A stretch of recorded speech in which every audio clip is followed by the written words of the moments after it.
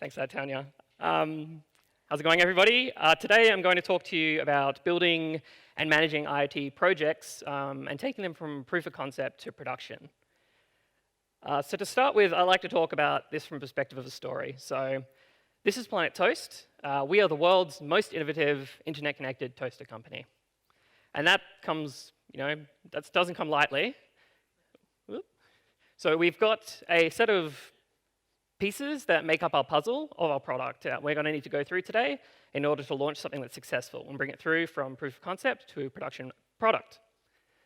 So to start with, why are we building Toasty? Well, we checked Crunchbase, and no one's done it before, which is pretty cool. So we immediately knew that there was a market for this, obviously. Smart fridges should be able to talk to toasters as well, because maybe we're out of ham or something like that. I don't know why you'd stick ham in a toaster, but and most importantly, we're going to make better toast. But there's no scientific peer-reviewed research to support that claim quite yet. So let's get started with the next part, which is prototyping our toaster very cheaply. So when I get started with IoT projects, and for this one in particular, I knew I had to pick from a variety of different pieces to build this puzzle. So I knew I needed inputs and outputs potentially, so GPIO pins, maybe a USB or a serial device potentially later on down the track. There were all these questions around how much power will it need? How much power does a toaster need? That's not something people really know, right? Does it need to do edge computation? Because if we're trying to work out how toasty the toast is in the toaster, well, that's hard to say, maybe we need a GPU in the toaster. Who knows? Same with the camera. Finally, how do we connect this thing to the internet? Because obviously it needs to be connected to the internet. Like, do we use LoRa? Do we use Wi-Fi, Bluetooth? There's so many different choices. And that's not even the start. Then we got to pick what device we want to use. There's all sorts of types. There's microcontrollers. A lot of people will just pick consumer microcontrollers because they're easy to find, they're cheap. So things like a Raspberry Pi, blah, blah, blah. Huge open source communities behind those. Well-supported sort of frameworks like the IoT, AWS IoT, and free RTOS projects. Some companies, maybe since we're a company, we should fabricate our own, right? Should we build this entire thing from scratch? I'd say it's probably only relevant if you've got a specific use case, though, and we still haven't proved the problem. So let's choose a low-power device, for example, to start with. We've got a few different options. The STM32s are pretty popular, expressive range. ESP32 is probably my favorite.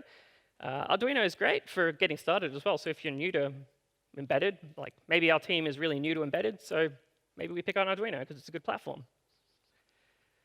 But perhaps we want to do some more real-time operations. Well, in that case, we could go with the Raspberry Pi, like I mentioned before. It's got things like Bluetooth, it's got Wi-Fi on board. There's all sorts of alternative devices too, like the Orange Pi, which is like a fork of Raspberry Pi, and the Banana Pi, BeagleBone Black.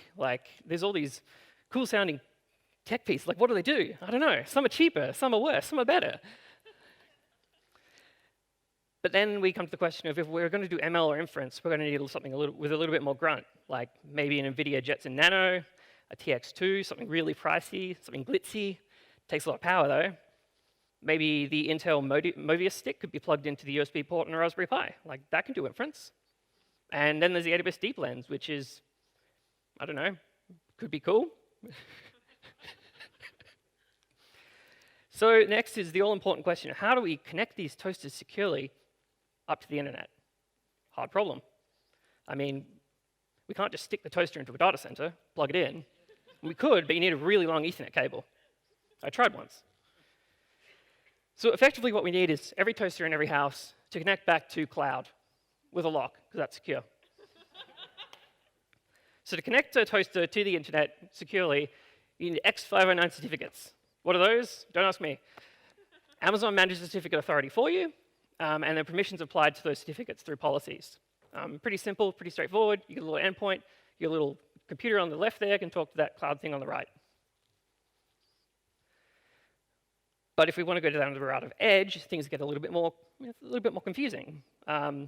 Sorry, I should start with, we're not going to go down the route of edge first. We're going to talk about just IoT devices. So when your IoT device talks to the cloud, we use this concept called PubSub over MQTT, which is a bidirectional communication protocol. So you can send stuff up, and your device can receive stuff down. It's really easy.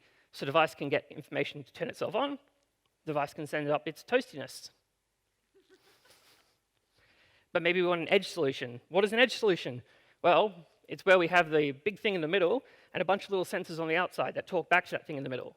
And that thing in the middle is the kind of arbiter of information that talks back to the cloud.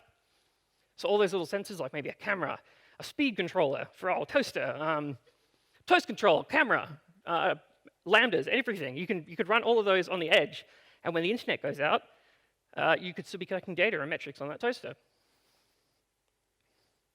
Cool, so we know how to collect things securely and potentially what model we want to use. So let's talk about deployment, because this is probably one of the most difficult problems you're going to deal with. We have a lot of houses that could want toasters. Like, think of how many people are around the world with toasters. All those people are going to want to upgrade to our toaster. So how do we do that in a scalable way? I've worked at a lot of companies, and a lot of times when I go into accounts, I see this. I see devices with weird names, certificates with weird names. Joined together, you've just got a cluster fudge. No one knows what's going on. It's very confusing. You don't know who created IoT test 3. We can't delete that. If we delete that, everything's going to go down. Certificate 3, why did they use the word 3? Anyway. It's crazy. So I recommend using something like certificate vending machine. Certificate vending machine is, I'd say, good for prototyping because it's a great little small solution. It doesn't really work to scale, but it's great for vending certificates and devices for you over an API gateway with a token that you get in the back end and a token that you know on the front end, and you can join us together and create certificates for you. It's great if you're hobbying, if you're doing hobbyist projects. This pattern's really great. I'll drop a link in the Slack channel for this talk. And it scales out for most of your projects that you'll do locally. Even in enterprise, you could use this, but I would recommend something along the lines of what I've got next. So next is greengrass vending. So this is more if you're using a greengrass device, and you want to scale things up with something a little bit more robust. Everything's in CloudFormation. It is slightly more involved, though. Devices are actually vended and attached to greengrass cores for you. The greengrass core is that little thing in the middle that talks to all the other things on the outside and arbiters data. It also has features like automatic cleanup, so it will vend certificates, devices, and policies and roles, and when you delete that device, it'll clean all that up for you. So you don't have to worry about, weird expenditures that you're not sure about. Cool, so we know how to do vending. Next comes the fun stuff, because we've got devices in the field. How do we capture toast metrics? How do we get that information back to us and use that to help us build better toasters? Well, when you get into IoT, I highly recommend just setting up a really, really simple CloudWatch metric for just MQTT ping status, because this is so important, because if your toaster goes down, you know it's gone down, and you'll get a message and notification in something like ChatOps. It's such a simple thing you can do straight off the bat if you just want to monitor the state of your IoT devices in the field. It can be a little bit verbose when you have like 100,000 devices, because you'll probably take Slack down, but it's probably worth looking into if you're starting out a project. We've got custom metrics too, so this is where I'd recommend putting your toaster status. You can publish your own custom metrics to something like CloudWatch metrics. You can enable anomaly detection by clicking a little box like right there. You enable that and it just magically works. It's crazy. I don't know how it works in the hood though, but it seems to work good. So, and you can use that to optimize your toasting time. Another thing I recommend doing is to enable the version 2 logging and to enable debug logging in IoT as a service. So this is not on a device level. This is actually for the entire IoT platform on AWS. You go into settings, you change the verbose level from info to debug. It's really handy when you're getting started because you actually get through a lot more information about what's happening under the hood than you do if you don't have it enabled. So especially if you get started, great thing to do. Version 2 logging, I think it's enabled by default right now these days, but if it's not, you can go and enable it in there as well, and you just basically get a JSON structure of all the logs. Cool, so we've got some data in the cloud. Now let's do something interesting. Here's a scenario. We have a cat that jumps up on the counter. The cat likes to stick its paw inside the toaster. I don't know why. It didn't learn the first time. So we had to get a new cat. We need a way to detect that cat, make sure it doesn't stick its paw inside that toaster. We can use image classification. Now with greengrass connectors, you can actually deploy a model to the edge, specifically for detecting something with a camera. So for example, we could train a model on cats, push it to the edge. When it detects a cat, turn the power off the toaster. It's really great. Unless your cat learns that and knows how to stop you from getting toast. There are other greengrass connectors too. So some common edge tasks, like maybe connecting to Raspberry Pi Serial, connecting to like OPC UA. There's a bunch of different like default connectors you can just stick on your device and immediately start working. It's great. It means you don't have to write your code. And code is a liability, so don't write it. I also recommend, there's another one for Greengrass Defender, which deploys out sort of agents to your devices that gets them prepped for the next part of the slide, which I'll talk about. Okay, so this is going back to security now. What happens if a hacker gets a hold of one of our toasters? It becomes a rogue agent. We need to know about that because we need to shut it down. It could cause damage. Device Defender profiles are where this sort of fits in really well. You can find custom metrics that are specific to your business case. So in this case here, I've got a sort of a custom scenario for data exfiltration. So when the number of packets sent back from the device exceeds a certain amount, or maybe is below a certain level, that device could basically be alerted or quarantined automatically. So these profiles are similar to guardrails if you use those in AWS providers or other providers. So these Device Defender security profiles, you can see some of the results here. In this case, we saw packet jump and packet drop. And we've got sort of rules for like SSH. If there's traffic like FTP, maybe you're getting data siphoned out of your company, you can alert on that kind of stuff. And then you can trigger Device Defender migration actions, or mitigation actions, I should say. So that can do things like actually revoke certificates, which can be good. Quarantine groups are also really handy, so it could pop it into a group that has less permission, and then a device could be logged into by one of your remote techs through something like Secure Tunnel, for example.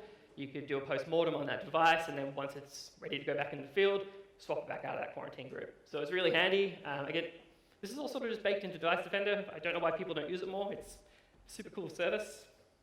I can send notifications to your Slack too, so it can wake people up at 2 a.m., which is, I don't know why you cooking toast at 2 a.m., but finally, what do you do when a device has been compromised and you need to get it back into a state where it's not compromised? Let's say toasters start catching fire. You know what the problem is? You've got an update ready, you need to push it out to the toasters. How do you do that? Do you SSH into all the toasters? Flash firmware on the toaster? No, you don't do that. That's weird. Don't do that. No, you use over-the-air updates, of course. So you can leverage IoT jobs, you can point it to a bucket where your firmware is, and you can run that job against a fleet of devices. So maybe you have a bunch of devices in Washington, I don't know. You've got a group of devices in Washington. You want to flash all the firmware on the Washington devices. Maybe you've got a group for the Washington devices. You can patch out all those devices at once with jobs. They get rolled out. If one of them fails, the rest don't keep going. So you can set a batch of like 5 devices at a time. Everything's handled for you. It's great. And that pretty much summarizes what I would do and what we did when we were building our toaster product. It hasn't quite hit the market yet because of security concerns. But when it does, I'll be sure to let you guys know. You can find me on Twitter handle, and please jump into Slack as well if you have any questions. Source code, all of this stuff's available. So yeah, ask me hot takes. I'm all for it.